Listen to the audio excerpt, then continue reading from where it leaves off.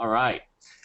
Well, we've been having some fun this morning. I was supposed to appear on Pat Riddell's CNN radio show, Opening Bell, at 6 a.m., and they're bored over there. They're recording whatever technical studio they have over there. The equipment was down, and so I didn't get on until 6:40. Meanwhile, our trading platform was showing a bunch of screwy positions, and it was incorrect. And, of course, at the same time, I'm trying to talk about taking some positions in the Follow the Stock Portfolio Simulator, and I'm getting the wrong price on Netflix. But that happens when you're trying to do 4 or 5 things at the same time. I always love how we'll get a few emails whining about this sort of thing. I really think it's typical of investors to focus on worthless and pointless minutia. It's like, come on, it's a portfolio simulator.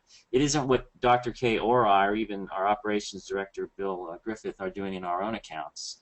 It's just to show how one might approach the market in a methodical way. So, you know, yesterday the market's up and everybody's emailing us, are you taking any positions, are you buying this, are you buying that? Well, we didn't send out any emails, so obviously we weren't taking any positions in anything, and we remained pretty neutral.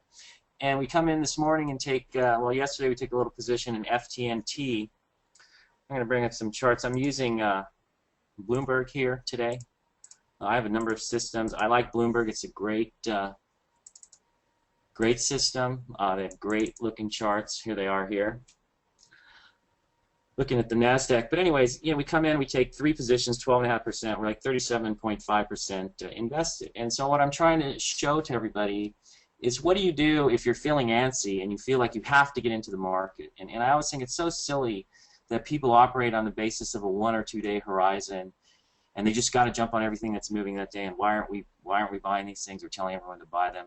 I just think that's utterly silly. But we demonstrate this morning. We come in the market, so we pretend like Portfolio Simulator is a nervous investor, and it's got to take some positions. So we look around and see what might work. So we come and take 3 positions, 37.5% invested. As far as I'm concerned, the way I trade, I might as well be in cash if I'm going to be 37.5% invested. I think a methodical approach, however, using our systems, the O'Neill type systems, operates in this manner. And if things don't work, you start to see the market roll off. As we're seeing over here, you see it's a chart of the NASDAQ composite right here. And we're rolling off this peak. Now, if you recall, in one of my earlier webinars, we showed how this happens, okay? And we showed, if you go back and look at the April top, see, now everything's updating on here. Thank you. Let me log these guys off.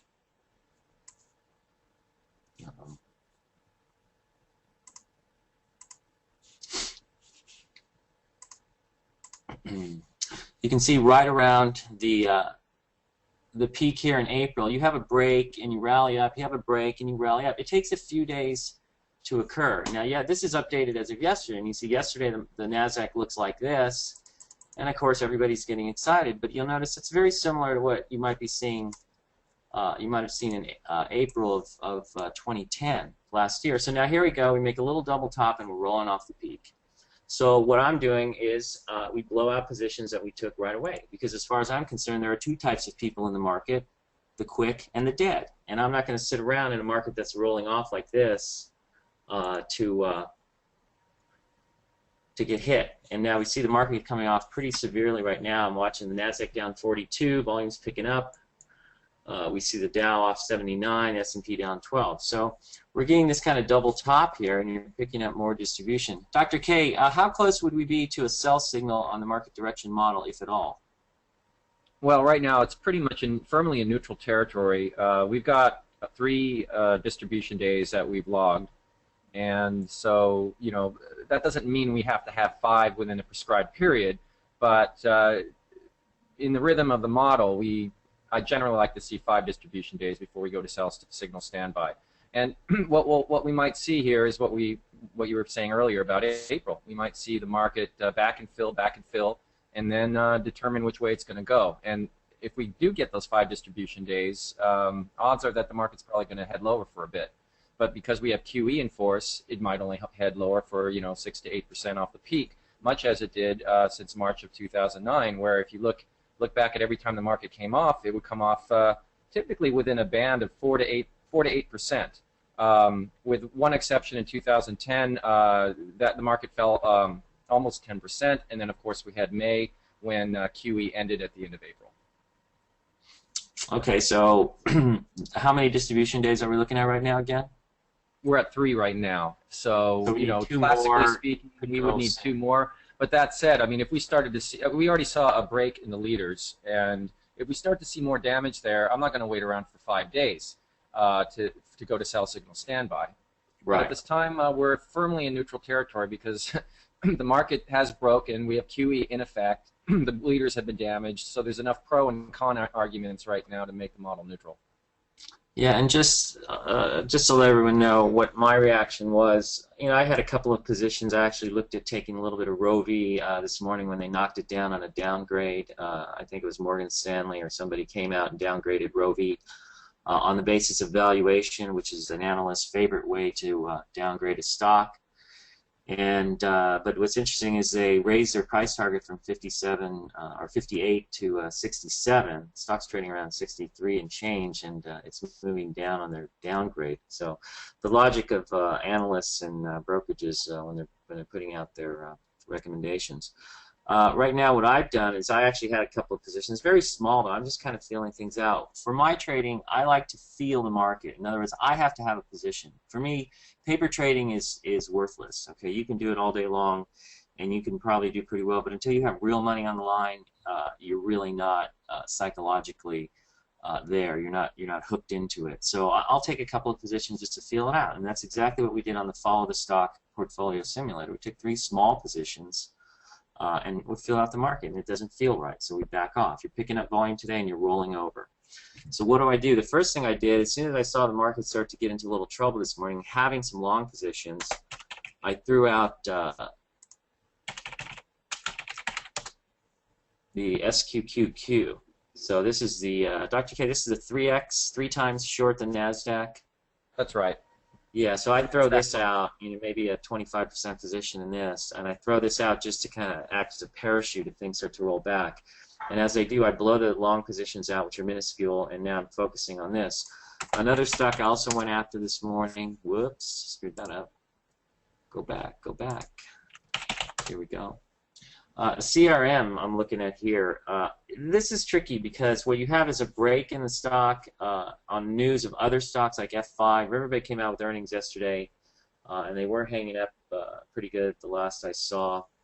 It looks to me like now they are still up $1.25, so that stock's still up for the day. F5 up 35 cents, so is CRM. But what I'm seeing here, CRM is pushed above the 65-day exponential moving average. I use the 65-day exponential moving average for simple reason that the 50-day, which is the blue line, everybody knows about. And so a lot of times you see stocks skid past the 50-day, but they will find, I find, support and sometimes resistance at around the 65-day exponential moving average. And I use it for shorting.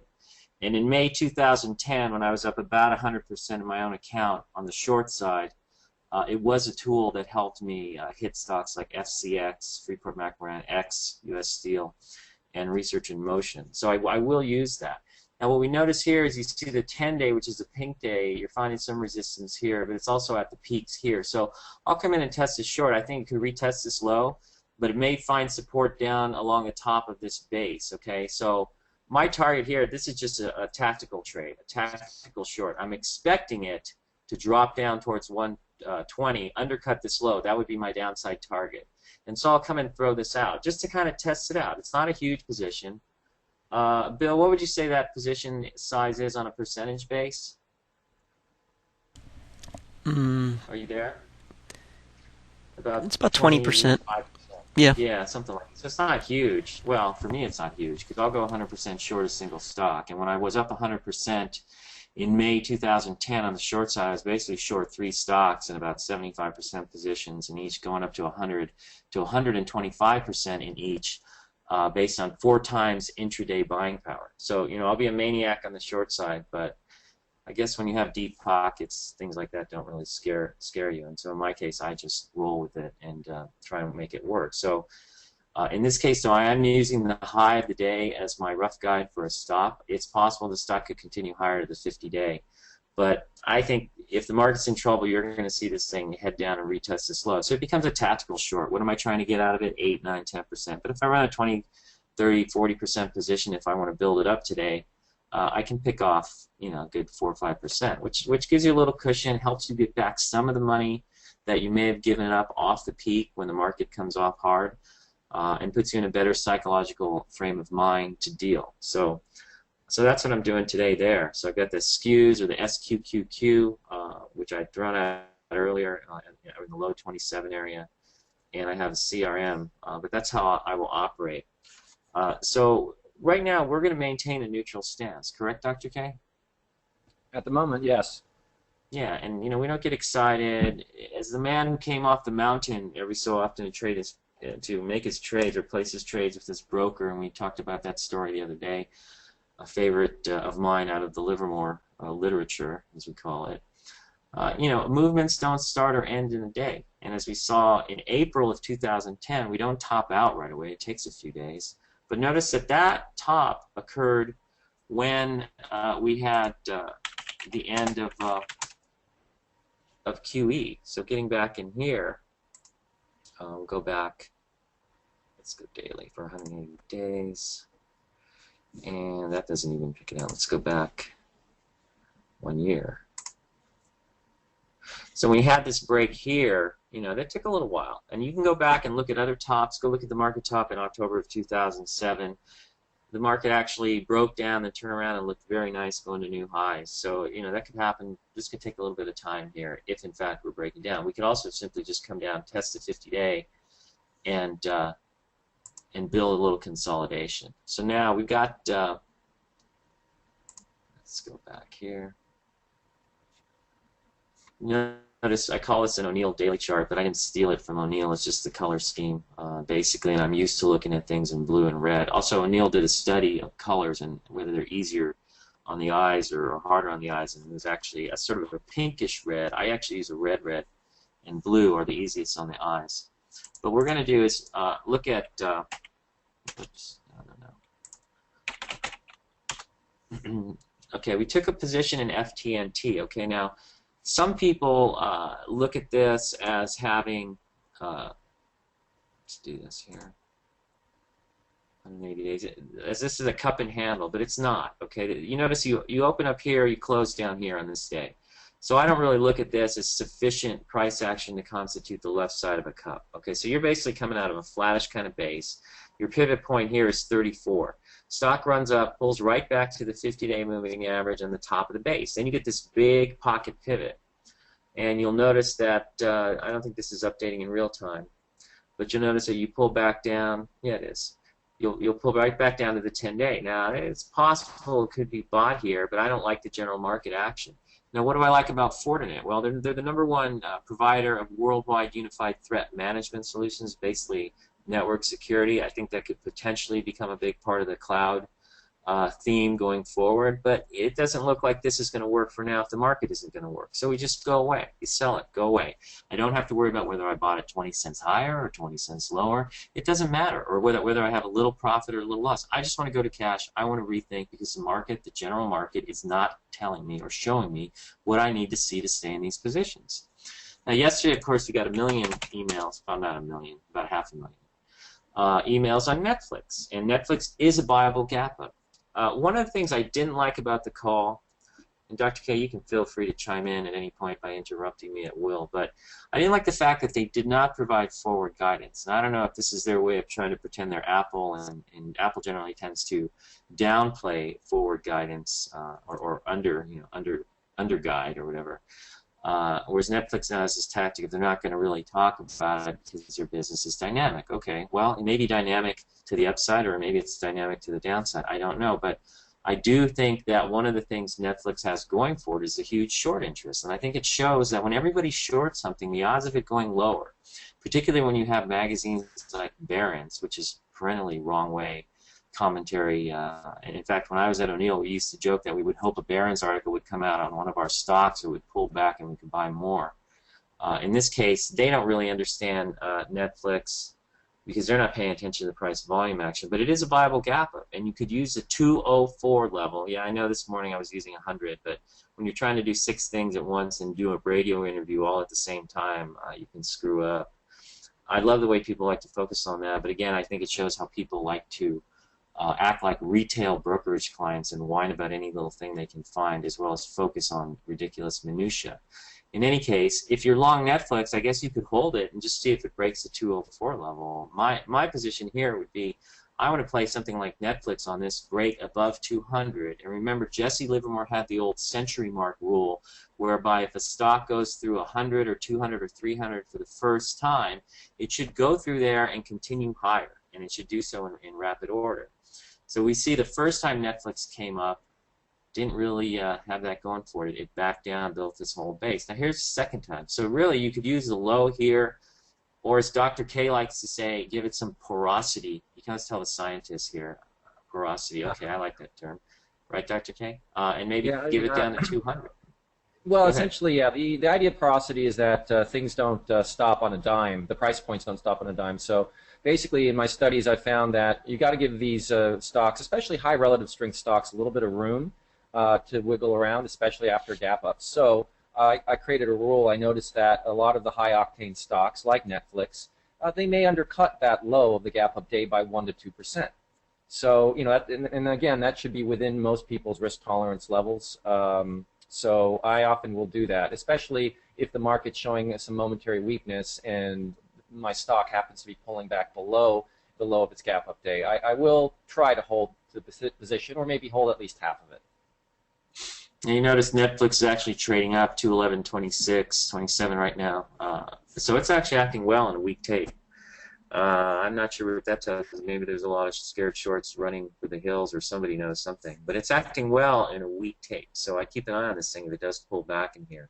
Right now we have the NASDAQ pulling off. They're down 42 or 1.5%. Dow's off 77 points, not too much, now 78. And continuing to come off. Okay, the last stock. Actually, can you go back? Let's go back to that chart one more time. I wanted to actually make a point, an illustrated point. Netflix, yeah, because it had 2 prior gap ups, and people might be wondering, well, how would you have handled, say, the gap up on here? Okay, there was a gap up, the last one on November 22nd. Here. And so that was a Bible gap up, and then the stock didn't really measure out. So, you can either depending on your time horizon, you can start using a time frame basis that the stock is not moving like it should. So when it violates the 10-day, you could sell it because you're now sitting with the position for 3 weeks. And this would be the 10-day here, right here. This would be the violation right here, right? That's right. That's right. And then let's say you held onto your position. Yeah, it undercuts that low below the 10-day. And that's the first close below the 10-day, and then it moves below the low of that day here. So you'd be stopped out. And you notice it comes up a little bit, but percentage-wise, that's pretty small. And really the point is it's not working, so just get away. Go ahead, right. Now, if it did that early on, you don't want to just use the 10-day as a hard stop on pocket pivots you just entered. I mean, if they haven't dropped to below your maximum sell loss, the 10-day violation does occur, and it doesn't mean the stock isn't working. But in this case, it's not really going anywhere for 3 weeks, so there's something wrong with it. Now, if you decided to hold on to any part of your position, you'll notice it comes to the 50-day. In fact, it undercuts that low of the gap up, so you could actually be selling it on that rule. So that would be that it undercuts the low of the gap up on December 14th. But then you could say, well, it's close to the 50-day, so I'm going to try to hang on to this thing, which is okay. But then it violates the 50-day, and it violates it on January 3rd. That's right now, here. If you're using the 65-day EMA, which some people do, then that would have kept you in the position. But if you're just using the 50-day, which is okay, I usually just use the 50-day. Had I had a position in the stock, I would be selling it out at the latest on the violation of the 50-day.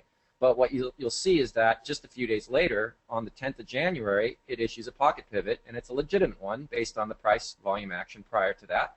So you could reinitiate your position. And that's one of the tricky things with this is being able to sell it and then buy it back a few days later. But again, my actual trades and studies to back this up have shown that if you're in a winning stock or a stock showing leadership characteristics, it's good to be able to be nimble, flexible, and buy back in on a legitimate pocket pivot. And then what you'll see is it breaks the 50-day again, but it's contextual, remember.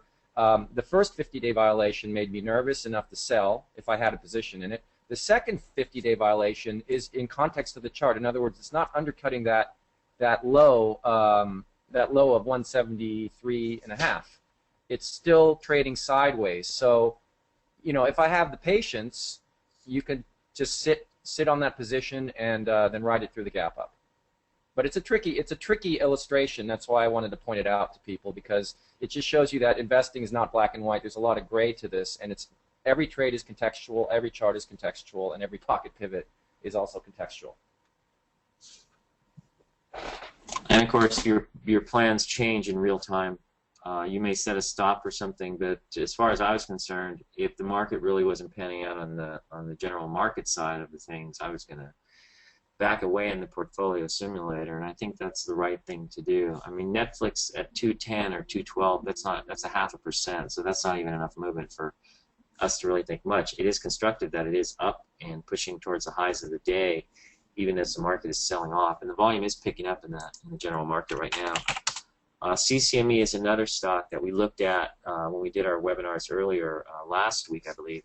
And you saw the cup with the handle here, and then yesterday you have this big gap up. Now, there was a story out, I think it was on thestreet.com, that this has got a short interest of 6 million something shares, and so everybody got all excited and ran into it. But as I pointed out yesterday in the Follow the Stock report that we sent out, it's a volatile stock moving, a volatile thin stock moving on news. Okay, and when that happens, you got to watch out, because it can just as quickly reverse, and you notice that's what's happening. So it's coming right back into the 10-day, roughly down towards the 20-21 area.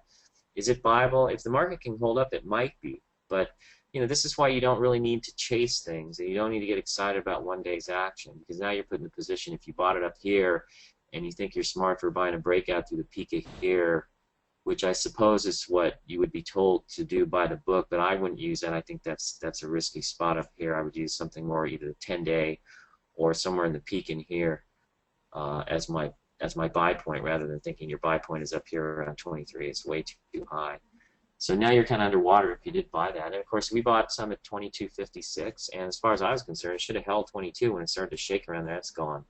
I'll revisit it later, but I think right now portfolio stock or portfolio simulator, yes, which is a paper trading situation. To answer somebody's question, we're not going to sit here and show you every trade we do in real time for $50 a month or $60 a month. You're going to have to pay me at least 50 grand a day to look at all my positions in real time, and I guarantee you would probably not find it worth anywhere near that much if you were paying it. But I don't need anybody looking over my shoulder, so. And I don't think any of you do either. So those are the 3 stocks we took, and they're the 3 stocks we blew out. So what's really working in this market right now? Well, we talked about Dow stocks leading, and of course there's CAT is a stock that had this little breakout here. It shakes out, and then it runs up again on earnings. You had a gap up yesterday on the opening, but it didn't hold. You traded back down and filled the gap, and now you're kind of drifting in on volume that isn't terribly heavy, but it isn't. It's 57% above average. It's holding in there right now. It could hold, unknown. But I'm not going to step into the stock right now. But it's acting okay. And I think if the market comes out of this, even after a correction of say a few days or a few weeks, assuming that's what happens, we don't know for sure right now, then you might consider something like this. I think these kind of big cap stuff stocks, because Caterpillar helps companies dig stuff out of the ground, like metals and coal and other fun stuff. And I think this probably would have a reasonable shot. Another one that we're looking at here is Halliburton. Halliburton is actually a 3-quarter turnaround. If you look at the earnings in HAL over the last 3 quarters, you've seen them actually accelerate from minus 36% 4 quarters ago to plus 73, plus 84, and plus 143% over the past 3 quarters. And you'll also notice this is holding its breakout pretty well. I like the way all the bars, how did I do that? The bars all seem to get some glowing thing around them. I really like Bloomberg, the Bloomberg system. I think it's a premier system, and I think they've done it right, actually. But we've been to their offices. We appear on the Pim Fox radio show, and we've been to their offices in New York where they have a huge atrium, somewhere I think on the 3rd or 4th, 5th floor, right, Dr. K? And it's got food for all the employees. It's airy and open, sunlight coming in. Everybody seems happy. They have an entire floor dedicated to R&D. And so we work with them a little bit in developing some things that we want to use on Bloomberg. But in any case, I think the charts are pretty decent, and it runs me about $19,000 a year plus exchange fees. So if there are any professionals out there who don't have a Bloomberg, I think it's worth looking at. But in any case, Hal comes in and it breaks out. I have a bias against Hal because I used to have a client when I was a broker whose name was Hal, and that guy, he was like psychotic. And so every time I see this symbol, I think of good old Hal. But that's life as a retail broker, and I'm sure there are more than a few of you out there who know exactly what I'm talking about. Anyways, it's holding up. I like this. If this pulls in, market holds, then I might revisit this on a pullback or even as a stock to come into here. Everybody was asking us yesterday about, of course, semiconductors. And Cirrus Logic, 50% of their business is Apple. So if Apple continues to hold up here and it acts well and it continues higher and the market doesn't top, then most likely you'll see Cirrus Logic act okay as well. But I think they surprised on earnings. Maybe there were some shorts in the stock based on the Apple action recently. It looks okay, but you're basically coming out of a let's go to whoops, what happened here? Let's go here.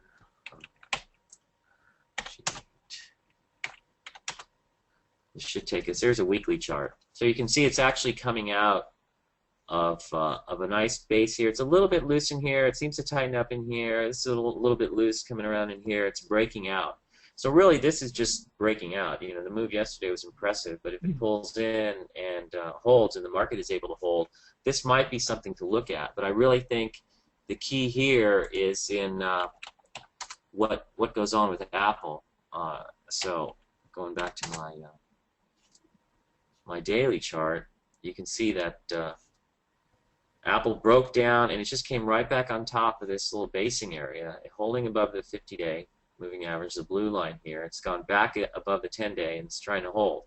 If it rolls over and breaks, then that's probably going to be a bad sign for the market.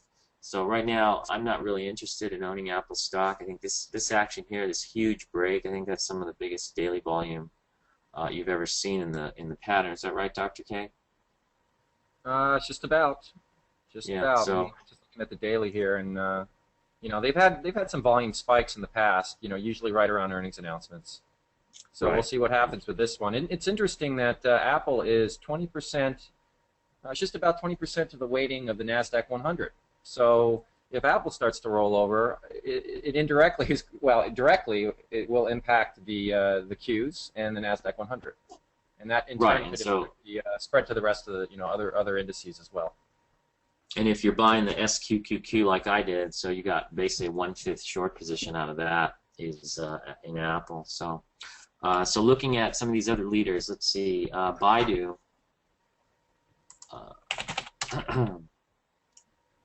BIDU is holding above the 10-day and the 50-day moving average. So my guess here, though, is that if the market breaks down, BIDU is going to break down. But so far, it's holding up. And I think a lot of people got negative on the stock here, and they want to believe it's tanking. But one thing you have to keep in mind is BIDU is one of the big NASDAQ leaders. It's a big stock. It's widely owned by institutions. They're not just going to unload their position willy-nilly because somebody thinks it's a short here. Some retail investors want to whack it. Or whoever's whacking it here, but they're going to defend their position, and they're not going to necessarily let it drop. That's why stocks take time to top. And leading stocks, you want to short them. Generally, unless it's a late-stage failed base that breaks down real hard, you generally want to be shorting them 3 to 5 months after the top. Maybe sometimes a month, but that's a rare situation. I'm watching the market get worse here. Dow's pulling off more, down just about 80. But only 0.66%, whereas the NASDAQ is at 1.55, and that's your weaker index right now. So this may hold up, but I would wait to see if you get some kind of a break. But it may take a long time. It could break down and then sputter back and forth. So like the CRM that I was talking about earlier, if you did try to short a break here, you're probably looking for a tactical short down into the top of this base here, as well as the 200-day moving average, if that happens. But you're kind of watching for that right now, okay? So let's move over to, we looked at CRM, and basically that's all I see going on there is a bounce back up into the moving averages. F5 is dead money. It's just dead in the water here. This is a little wedging rally. You notice here you got light volume. So you break and you bounce up. It's not really what I would call a dead cat splat, but it does look like a dead cat bounce. It could be a tactical short down to the 100 level or the 200-day from here. I'm not sure. One of the things I noticed is a very sharp move in the 10-day. So it's possible you could use that as a stop. I'd like to see it perhaps rally up in there before really getting aggressive. But I think at the bottom line here is this thing isn't going higher. And it's not going to recover anytime soon, and it's dead money. And for my money, I'd rather have it in something that can capitalize on a downside move. Let's see here. We are just about approaching. We're right at the halfway point. People ask me, when I say 20% position, what do I mean? I mean 20% of my net portfolio value. So if I've got, let's say I have $1 million, for example, and I have a 20% position, that means I have $200,000 in there. So that's basically what we're looking at. We're almost starting to max out here on attendees, so that's good to see. We may have to expand our capacity going forward. Let's see, topping action in the market. Do you feel better? We don't feel anything. What is your opinion of purely systematic computerized trading systems, Dr. K? That's a question for you. That's a good one. Yeah, my view has always been the same. Black boxes have their functionality. In fact, I believe that black boxes, well, of course they need to be fine-tuned because the market will change in subtle ways, and therefore there is no miracle trading system that will continue to work, because you will have to fine-tune it. There is no get-rich-quick scheme that will continue to work. There are some valid black box systems out there that, purely systematic systems, and they've held up fairly well. I still believe, and through my own trading and my observation of other people's trading, the best system is one that uses both systematic and discretionary implementation. So in other words, you're using both your left brain and your right brain for trading. You are using hybrid. It's a hybrid style, and I think the hybrid style is one of the most difficult styles to master, because you're not just relying on some sound rules that you've created that work, but you're also using your right brain for intervention at points. And I noticed that O'Neill and other traders, not just O'Neill, but there's a lot of traders that will override their system at key turning points. They have a sense of how their system works at a cellular level, because they created it, they built it from the ground up, they've been working with it for years. And when the market throws something at them that is unexpected, sometimes they will do the unexpected and break their rules, but knowing why they're breaking them. And I could give you lots of examples. I mean, I'm sure Gil can too. For instance, in the first quarter of 2000, we had the biotechs continuing to move up, with huge volume and huge price increases. And I remember a lot of people did not, and O'Neill was actually one of them. He forbid us to trade that in our firm accounts. But what I just saw such opportunity. It was the first time I've ever seen such opportunity in a decade. And there have been times prior to that there was great opportunity, but this was one of them.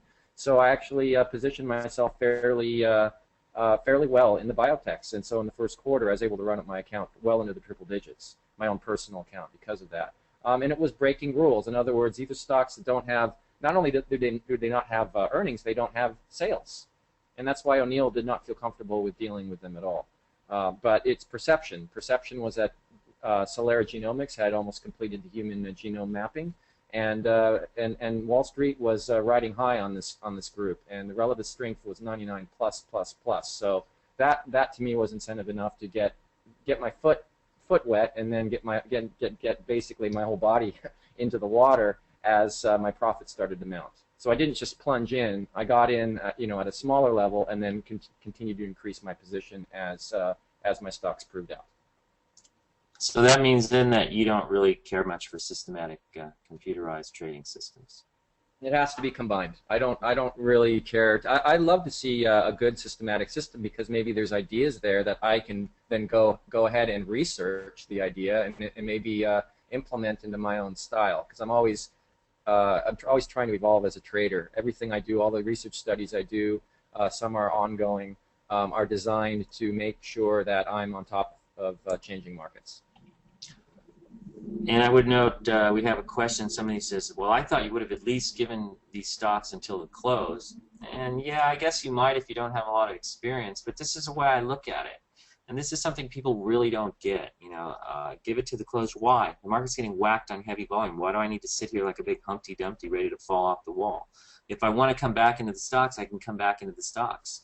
I didn't buy a piece of art that I have to go to an auction somewhere to sell. I can dump my stocks right away and come back later. So I think that sort of thinking just tells me that people are basically inflexible, and they wonder why they lose money. I can tell you when I've lost the most money is when I get inflexible. And so if something doesn't smell right or look right, I just go away, and I don't care. I don't care about the commissions, which are pretty much negligible, and I don't care whether I may have to buy at $1 higher. I don't really care about any of that. What I'm looking for, and what we were looking for here by going long, say, something like FTNT, is a sustained uptrend, okay? And what I'm interested in here, I'm not interested in whether the stock's going from 36 to 40. Big deal. I mean, if you try to play stocks for those kind of gains all the time, you're never going to make big money, and you will continue to fly commercial for the rest of your life, okay? What I'm interested in is something that's going to go from here to maybe, say, 60 or 70, maybe 50% to 100% move. That's what I'm thinking about when I take a position. If I don't believe that conditions are right for that to occur, and basically what we're seeing today confirms my judgment this morning, if I don't see that the market is holding up nicely and you're getting some good upside action with good volume, and instead you're getting some pretty ugly looking action that's getting uglier as the day wears on, the Nasdaq is down 1.92%, and the Dow is pushing minus 114%. If things don't look right, just go away. Go away. Go away and go walk outside, go into the garden, go make yourself a cup of tea or whatever. But just go away. You don't have to have your face in it all the time, or think that you have to be in something long enough to lose part of the top of your head first. Okay, I'm just going to go away. My objectives are to try and make money. If the window is not open, then I just go away and wait for the window to open. Now, the window may be opening on the short side, and I have to admit I was lucky with the SQQQ this morning, because initially I was kind of throwing that out more as a parachute if the market started to come off, and I was going to hold my long positions if they held up. But they started to wobble, and once they start to wobble, I'm just gone. Okay? It doesn't really bother me, and it doesn't hurt me. What hurts me is sitting too long, and I would suggest that most of you consider this sort of thing in your own trading. Are there times when you sit too long, and do you ignore the fact that the market provides you with ultimate liquidity? You can come right back in at any time. But like I said, you're not selling or buying art at an auction. Okay. Meanwhile, let's see. Oh, my friend Henry Kennedy. I'm going to add something to that. Everything that Gil says is absolutely right. But I wanted to point out about the time horizon. Some people have a little bit longer time horizons in terms of their positions, and so you might get a couple days of weakness, and that's not going to they're not going to see the signs, and that's okay. They might just hold on to their position. So a stock like FTNT, for example, someone could say, well, I'm going to sit on this position until it breaks below the low of the gap up day, which was 2 days ago. Yeah. Maybe give it one. Yeah, maybe give it 1% porosity. Although I wouldn't just I would look to see how it trades when it gets to that level. And right now, where it's trading, it's about 3% away from that level. Someone could say, I'm still in the money on the stock, or I'm flat on the stock. I'm willing to take a 3% haircut by waiting this out. And there's nothing wrong with that. The important point here is always know where you're going to get out of the stock. That's essential. So Gil's exit point might be sooner than yours. It might even be later than yours. It depends. You all have different risk tolerance profiles and different time horizons, but always make sure your mental sell stops are absolutely in place, and never argue with them when they get hit. And know thyself. I think you have to understand yourself. I've learned a lot about myself over the last couple of years, having a pretty bad trading slump in '09. And I love, as I've said before, I think I love the way some morons out there try to make a scandal out of something that's really a normal drawdown. And not that I wouldn't like to prevent them, and so that's what I work on. But psychology seems to be the critical thing that I end up, and I think Dr. K would agree, that as you gain more experience, it's less the mechanics of the trading that come into play, and it's more the psychology. And that's why our next book will focus on this aspect of trading, which we're going to title it Trade Your DNA. And we've already reserved that, so don't anybody try and steal the URL or anything. But the other thing that we're learning a lot about psychology by way of running the Virtuous Selfish Investing website, and the questions we get, and we have well into 5 figures of subscribers now. So it's phenomenal growth, I think, for a website in just 5 to 5.5, 6 months. But we're learning a lot about how people think about the market as far as individuals go, and we think this is valuable for us in being able to put together a book that will have a lot about this and maybe save some people some trouble in terms of getting their psychology attuned to dealing with stocks in the stock market. So we think that's very constructive, and it's very interesting. If you think you're the type of person, well, let me just ask everybody a question. You can answer me on the IM screen over here. How many of you at times feel like you have no idea what you're doing and you're just screwing up left and right? And actually, while they're answering that, we have a few questions that come in that I can go through as well. So there's a whole bunch of people. Okay, all I want you to know is you're not alone. Everybody does. And guess what? You even see me in the midst of doing things, and I might make some mistakes, and we screw up a lot. One of the things about working for Bill O'Neill that I figured out right away is that, wow, this guy makes a lot of mistakes. And people who came to work for O'Neill would become disillusioned because they think that Bill O'Neill is some master and everything he touches turns to gold. That's not true. What Bill O'Neill is an incredibly disciplined investor. And when he's right, Henry, you always got to stick your dumb little IMs. I'm a phenomenal screw-up. Well, we know that, Henry. All right, go away, Henry. Thank you. Henry Canby, former O'Neill portfolio manager. I did, but not here, Henry. Henry, don't you have to be trading? Does your boss know what you're doing? Anyways, Henry worked for a proprietary trading firm down in San Diego. I think they're called Ascent or Disco Trading. I don't know. But in any case, Amazon thoughts. I hate that term. But anyways, getting back to this, what O'Neill was able to do, and his great strength as I observed it, is when he was wrong, he figured it out real fast, and he would turn the other way on a dime. And he wasn't afraid to do so. And he wasn't afraid to be wrong 2 or 3 times in a row. So if you start to feel like that, guess what? You're normal. So I think the key is understanding when you're wrong and moving on. Okay, let's stop yakking here and let's deal with some stocks. Amazon. Everybody wants to know about Amazon. Whoops. I screwed up again. You'll notice I'm relatively new to the Bloomberg system. I've been using it for a couple of months, but I think it's awesome. Amazon's done. I think it's done.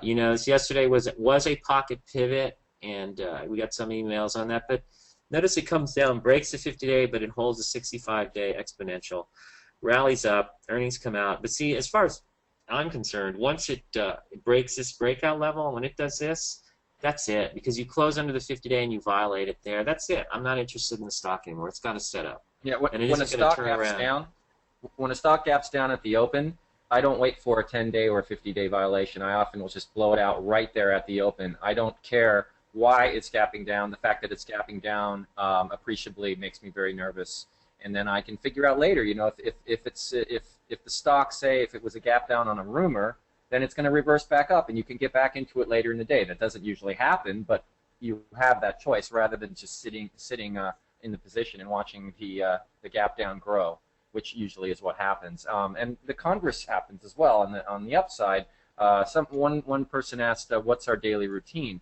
And in the morning before the open, I will look for pre-market gap ups. I'm scanning stocks that have good fundamentals that are going to be gapping up at the open, and then I can look at the news and why it's gapping up, and then I can decide if I want to take a position. If it's a good stock, we're going to write a report on it, and that sort of thing.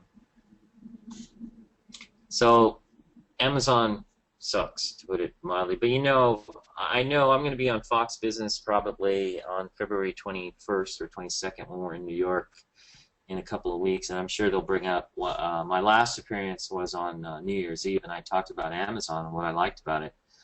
But whenever I talk about stocks, I do mention where it should hold. I thought the 180 level was an area it should hold, which it's not. But the other part of the story on Amazon is the cloud computing side of the business, which is really just getting started. So Amazon, maybe it builds a base and comes out and it's got a broader theme. But for now, this thing's off the table. I'm watching the market go down. We now have the Dow off 1%, S&P down 1.26, volume picking up. I think you're topping, people. It may not break down all at once, but I think you're topping here, and I don't think you really want to be in this market right now. Some other questions. Somebody asked me, this is a great comment. I feel like the market makers are laughing at me. Well, the news is there aren't that many market makers left. They're mostly computers out there, and I don't know if computers laugh, but yeah, they can mess with you, and they do. And I think you know, computerized trading, decimalization is just another instance of the government thinking they're helping people when they're really screwing things up. Amazon, we gave our thoughts on Amazon. 3M, people are asking about 3M company. It's not. Here's your pocket pivot here. It's not holding. Okay, it's not holding. The market's getting weak. No reason to hold this stock. But you know, it's down about $1 from where the pocket pivot was in here, $1.50, which is what, 2-3%. Big deal. Get rid of it. ARMH. ARMH has a nice big move. You see this kind of move? If you're buying into a day like this when a stock's been going up, then you really need to be looking at selling part of your position, I think, at this point. Mainly because you're getting this big streak. That's a little climactic in the short term. And I believe it's up, well, it actually did make 20% in less than 2 to 3 weeks. But once you get this kind of move, this is probably a profit taker here. It looks like it may back down and have to build a base. I mean, everyone was asking us yesterday about the semiconductors, and we like the SOX L because it's a 3x ETF for the SOX. You could short the SOX maybe here. Maybe it's looking like the market here. You double topped. Short the SOX here with a stop up here. I don't know, but I don't like semiconductors. A lot of the things that were moving in that group yesterday were cheap things. You know, MU is the big leader. It's a $10 stock. Some of the other ones. This one. Okay, Henry, this one's for you. Because Henry was calling me yesterday telling me to buy Nano, and I'm glad I didn't listen to him because it's now punching the 10-day right now. Thin stock, but again, you know, you get these small little thin things. I don't really like those. So to me, the semiconductors are kind of an indicator of what's going on with money having to move into the market. Some people call them the capital stocks, and I don't buy into all this baloney about the capital stocks. You want to buy the capital stocks at this point in the bull market, then you want to buy interest rate sensitive at this point, and then you want to buy materials at this point. I think that's all bunk. I play things on a stock-by-stock basis because those patterns don't really hold up from a practical standpoint. So the movement in the semis, maybe that's just money having to pile in. I actually think if I was going to look at a semi, I'd be watching something like Altera, which I like the fundamentals here. I don't know if it's going to hold up. If the market gets into a bear market, it's not. But I like a situation like this better also because it's a hardware play on cloud computing. Somebody asked about OBCI. So it sounds like maybe it's a broker talking this book. What is OBCI? A $2 stock. Oh, yeah. You can buy a lot of that in your account, I guess. But no, we don't play with that kind of stuff. It's garbage. ST, somebody wants... The thing about these cheap stocks is that they're very seductive because for every one that works, and if it works, you know, you might get 50% in a matter of a week or two, but for everyone that works, it's probably 100, if not more, that don't work, so the odds are really against you on every single level. You're far better playing a stock that, you know, at least you're going to have 50% odds on because it's a leader. ST is, I think, is this a semiconductor, Dr. K? Do you know? Yeah, well, ST, they're in the electrical miscellaneous products group. Okay. They're doing sensors and controls for aircraft. So far, it's held a 50-day moving average. If you bought it down here, I guess you could use that as a selling guide. Would you do that, Dr. K, or would you use a 10-week? I'm sorry, the 10-day here. No, in this case, you know, I would use the 50-day if it doesn't violate your maximum stop loss percentage. It's a very clean pattern. You'll notice actually it doesn't violate the 10-day at all until well, it looks like it violated it just recently, but then it was close to the 50-day. So you might say, you know, I'm not going to use the 10-day rule to sell here because it's very close to the 50-day, and sure enough, it gets support there, and now it looks like it might be going to new highs. So I'd stay with the 50-day. This stock going to new highs? If the market rolls over, this thing's going with it. Yeah, everything's going to go with it. So you can look at it as if let's say the model goes to a sell and a lot of the leaders are getting beat up, then you could just take your profits in this, or you could use the 10-day, which is a shorter term sell, or again you can use the 50-day. There's nothing wrong with using the 50-day, especially if you've got profits in this thing, because some of these leading stocks will buck the trend, or at least they'll trade around the 50-day, gain footing, and then go higher. GTI, someone asked about this. Well, this one's pulling right back on top of this big base. So, you know, I don't know. Sometimes I get the feeling that when people ask us questions, they want us to give us some kind of answer like, oh, you got to buy the heck out of this one. Load the boat, mortgage your house, and buy this. Objectively, what's it doing? It's coming in with the market. So objectively, if the market keeps rolling, it's probably going to break down. For my money, people, I'm short right now. Okay, I'm short. Hey, Billy, you out there? Yep, right here. Welcome up. What are we short right now? What would you say our percentage is? Assume and then take the 3x on the skews. What are we looking at? Ooh, we're probably 200% short right now. Yeah, just about. Yeah. So okay. So that's what I think of this market. And I might be wrong. If it turns, I'll cover. But right now, I'm making a good 4% on the day already, and so things look pretty good to me as far as the short side goes. Somebody asked us, what software do you guys use to detect emerging industry group strength? We're not really top-down investors. I think the O'Neill methodologies are bottoms-up, where you pick stocks based on their characteristics.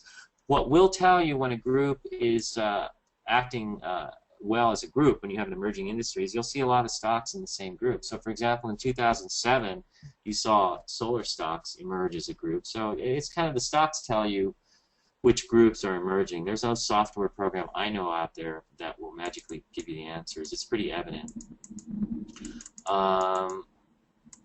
If the market is in a downtrend and individual stocks are giving some setups, do you advise patience? I do advise patience. I also advise taking smaller positions if the general market, like we did this morning in the portfolio simulator. 12.5% positions to me are tiny positions, and they really are, because if it drops 10%, it's going to cost you 1.25% to your portfolio, but you'll usually get out within 3 or 4%. So your risk is minimal.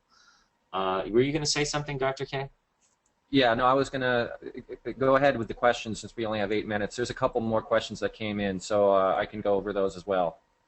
Actually, I was going to finish up that earlier question about our daily routines, and then you can share yours if you wish. But my daily routine. Question on Ford. That's done. Ford is done. That's done. I don't like that. That's done. Yeah, You're gonna have to build a new base. Ford is over. That's a nice gap down there. That's a perfect that's example of a stock to sell on a gap down at the open. No questions. Just get rid of it. Yeah. When we say topping, are you speaking of a pause in the bull run or a probable bear market? Well, you don't know for sure. All you know is you're seeing topping action, and how far it goes down remains to be seen.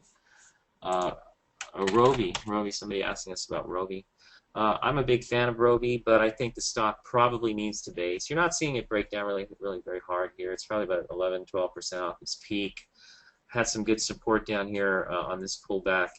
Not seeing a lot of selling. Obviously, it's going to come off with the market. If we go into a bear market, it could correct 1.5 times to 2.5 times the general market averages. That's what O'Neill tells us. So yeah, it could correct a bit. But again, we wouldn't be buying these things. Jazz is one of my favorite biotechs. Somebody gave me some song and dance that their brother knows somebody who works for somebody who says all their drugs are not being bought or something like that. I don't know. I don't listen to what other people's opinions, or especially someone who might work for a company that's a competitor of Jazz, thinks. This stock's actually acting very well today, and you may find that in a bear market, some medical stocks will hold up better, but bottom line is, in a bear market, most everything is coming down. So my take on this, if I owned it and I had bought it, there's a viable gap up back here. So you could have bought it on this day using the low of this day as your stop, which would have been 13.55, and notice it's never violated. Continue higher. You actually had, I believe, a pocket pivot somewhere in here. I forget where exactly. I'm looking. Actually, nowhere that I see. Oh, right here, maybe. On this volume signature here, but Yeah, it's holding. So I that was might, if I own this, here's what I would do. I would sell half of it with the idea of watching for some sort of pocket pivot or another breakout to add that back if I wanted to. And then I would watch it. But what you notice is that it tends to use the 20-day as an area of support. So I would then use that at 21.49 as my guide for the second half. That's how I would handle it if I owned it and I have a big cushion in it. If I just bought it, that's another story. I just lose it, okay? And look to re-enter at a different stage. But if you own it down here, you might want to give it a little bit of time. But you know what I would do, just because of what I'm seeing in the market, we're down 132 on the Dow, the Nasdaq's down 2.32%, volume's picking up sharply, not looking good here. I just take my profits and run to cash. That's probably what I would do. But if you're the type of person who just, you know, can't let go of things, you're kind of anal retentive in that sense, then maybe I would definitely sell half and maybe hold half using the 20-day as a guide for selling. Okay. Ford. Everybody's asking about Ford. Buy Ford. It's cheap. Yeah. I know when I was a kid, I had a Ford Ranchero, and it was probably the biggest nightmare of a car I ever owned. I had the old Cleveland block, and I did learn a lot about working on cars because of that car, unfortunately, but it wasted way too much of my time. I abandoned the Ford Ranchero for a Yamaha Enduro 175 motorcycle, which was a lot more reliable. Somebody's asking about Apache. Now this is an interesting thing. Why are we being asked about this? Are you expecting us to tell you that you need to buy this? No, you can see what's happening. First, you broke down below the 10-day here for the first time after a period of time. I don't know, does this qualify? Not quite for the 7-week rule. But then you violate here, so you could have been out of there. Now you violate the 20-day, and you could have been out of here. Now you close below the 50-day, and you're violating that. So you know this just gets uglier by the day.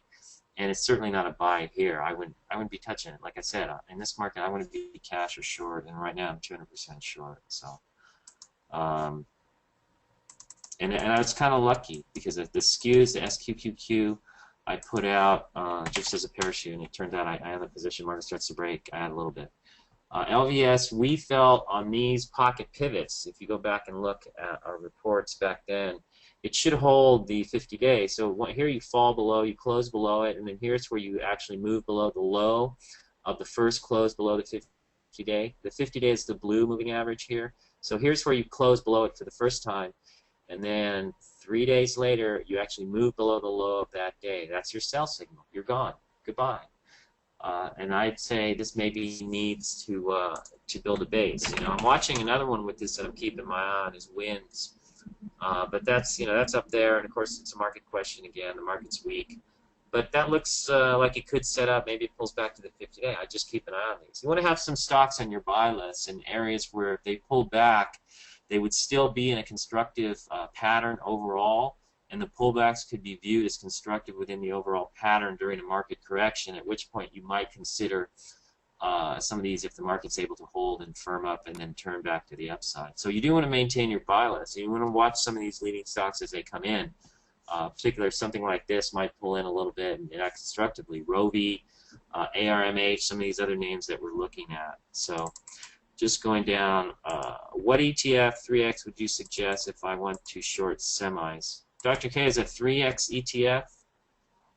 Yeah, there is SOXS. SOXS is the 3X inverse ETF for the semiconductors. Down 140 on the Dow. This is getting pretty ugly now. I'm up now pushing 5% on the day in my own account now, the short side. Things don't always work out that well. Just want you to know that.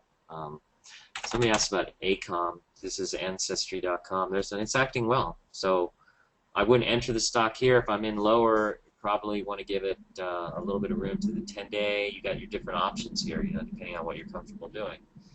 But it's acting well, but it is a thinner stock. It only trades about 473,000 shares a day. So if it starts to come down hard, it's going to come down in a hurry. So, but if you're comfortable sitting with it and you have a cushion, you might. Zagg, another cheap stock. I don't know. I don't like this. Too cheap. They make plastic covers for iPads. I just bought 2 iPads myself, and we got our plastic covers yesterday. My daughter already ripped hers, and she doesn't even have the iPad, which is supposed to come in the mail today.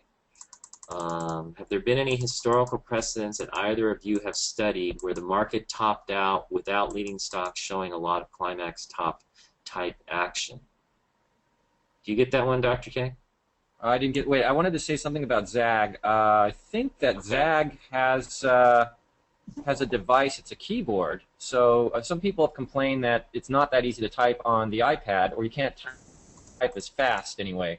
So they have a keyboard that connects to the iPad, so you can type at regular speeds, and that's supposed to be quite useful for a lot of people. Something I was hearing about the other day. Now, well, I guess I'll was this find question out about climax tops?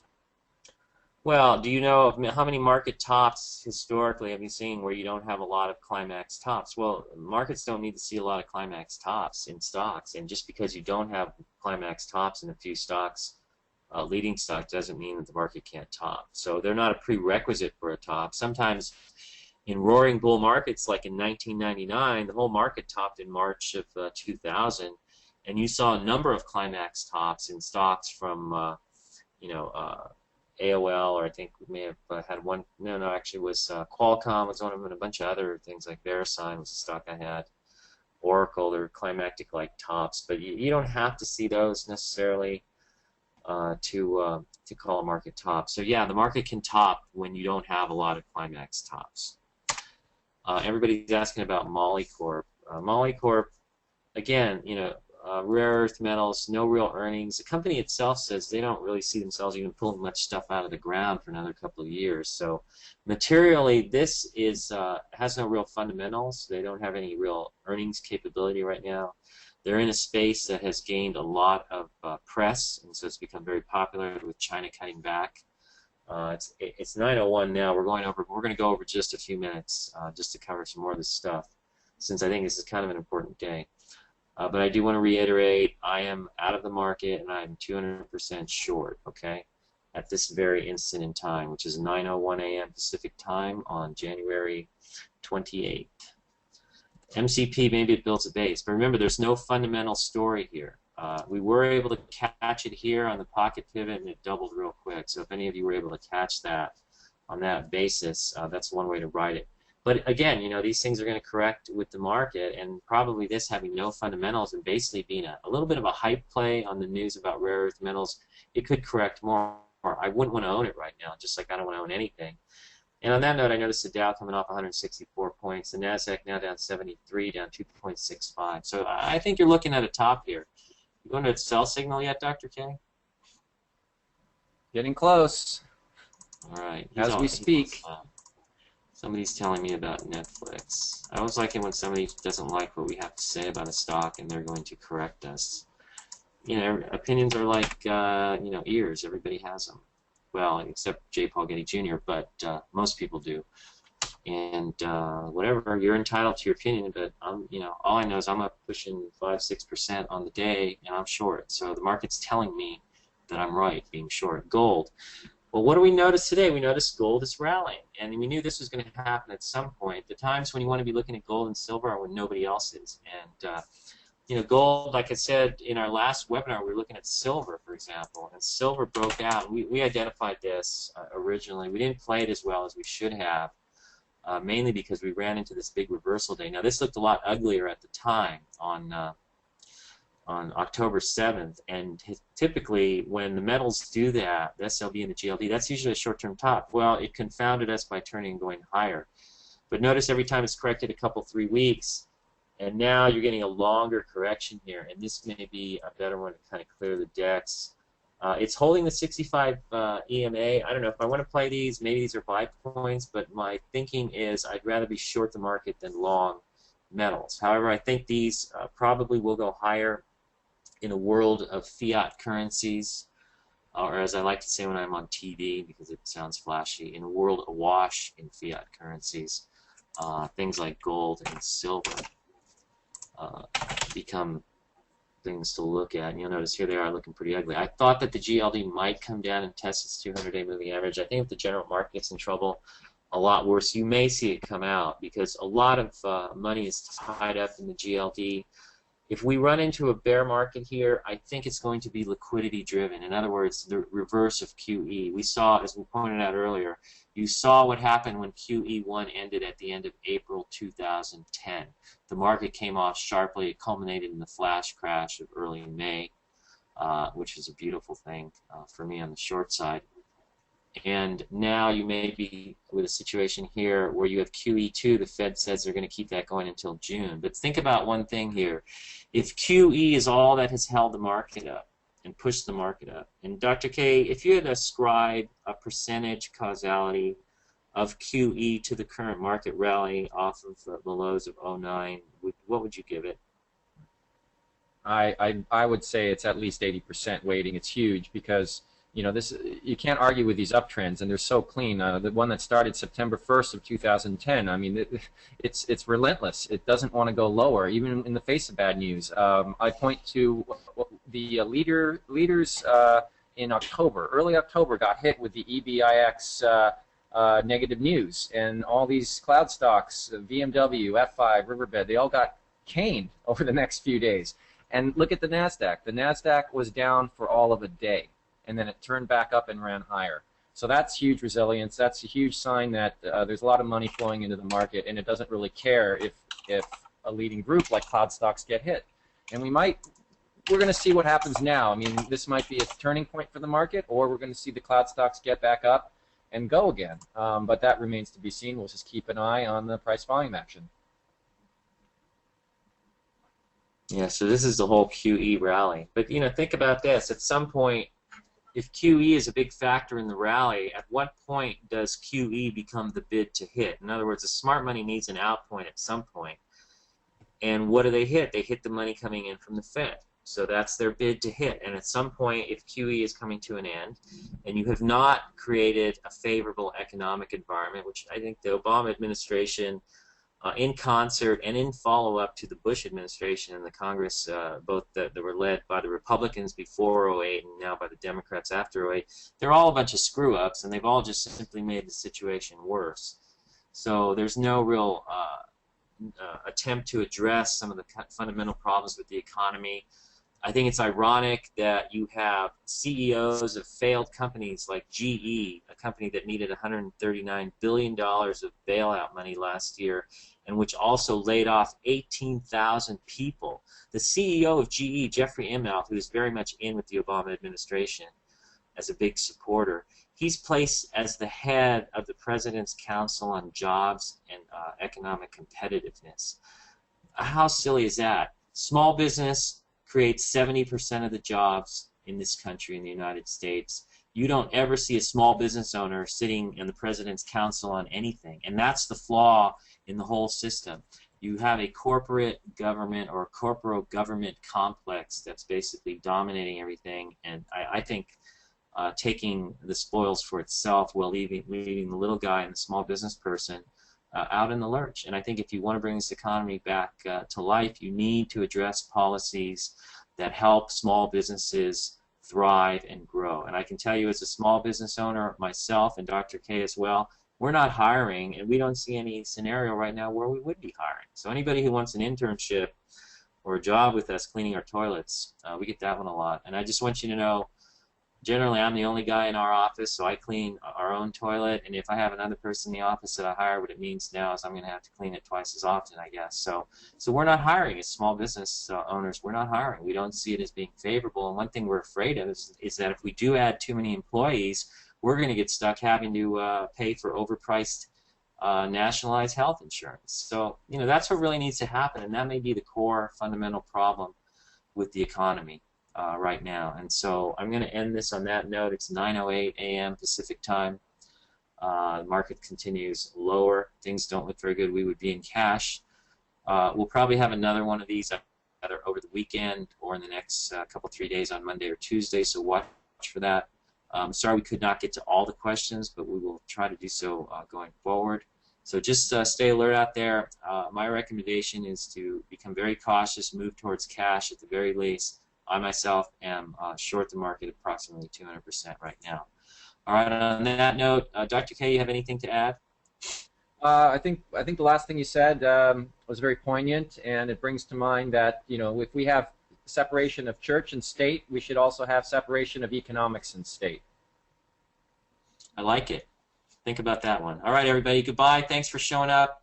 Good luck today. It's a tough day, unless you're short. Take care. Take care. Bye-bye.